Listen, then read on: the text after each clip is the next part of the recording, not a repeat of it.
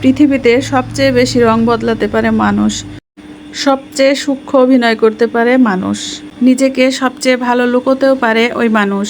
বছরের পর বছর একসাথে এক ছাদের নিচে থেকেও একটা মানুষ আরেকটা মানুষকে চিনতে পারে না। ফেরেশতার মতো মানুষটাও একদিন ঘেন্না করার মতো কাজ করে ফেলে। আমাদের ভাঙা বিশ্বাসের টুকরোগুলো তখন মেঝেতে ছড়িয়ে ছিটিয়ে পড়ে থাকে।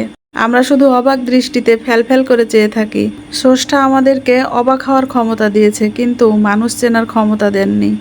আমরা তাই প্রতিদিন শুধু অবাক হই, একবার দুইবার অনেকবার। অবাক হতে হতে একদিন আমরা মেনে নিই, দিন শেষে আমরা কেউ কাউকে চিনি না, কখনো চিনতামও না।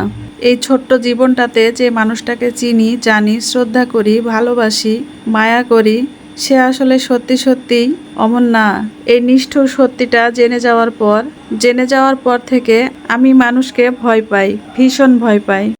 আসলে বলার কিছুই নাই, আবার বললে অনেক বলা আছে। কারো কাছে কোনো প্রত্যাশা করে আশা করে এ জীবনে লাভ নাই। আপনার নিজের প্রতি নিজে আস্থা রাখুন, নিজের প্রতি নিজে আশা করুন, আর নিজেকে শক্ত করে দাঁড় করান।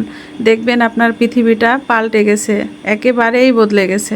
দেখেন, আপনাদের সাথে কথা বলতে বলতে আমার পেয়ারা কাটা হয়ে গেছে, আমার ড্রাগন কাটা হয়ে গেছে। ড্রাগনটা অনেক মজা ছিল, আর আমার ছেলে ভীষণ পছন্দ করে, আমার আরিয়ান বাবু, ড্রাগন খেতে। তো যাই হোক, এগুলো এখন আমরা সবাই মিলে নাস্তা করব। এই তো কাটাকুটি শেষ, আপনাদের সাথে কথা বলাও শেষ, তো অনেক কথাই বললাম। তো আমার ভিডিওটা যদি ভালো লেগে থাকে তাহলে অবশ্যই লাইক, কমেন্ট, শেয়ার করে পাশে থাকবেন, আর ফলো দিয়ে আমার পরবর্তী ভিডিও দেখার সুযোগ করে রাখবেন। আর যারা আমার এই ভিডিওটা ইউটিউব চ্যানেল থেকে দেখছেন তারা অবশ্যই সাবস্ক্রাইব করে রাখবেন, যাতে পরবর্তী ভিডিওগুলো আপনাদের কাছে সাথে সাথে চলে যায় আমি ছাড়ার পরে। আর এই তো আজকে এই পর্যন্তই। সবাই ভালো থাকবেন, সুস্থ থাকবেন। আল্লাহ হাফেজ। আসসালামু আলাইকুম।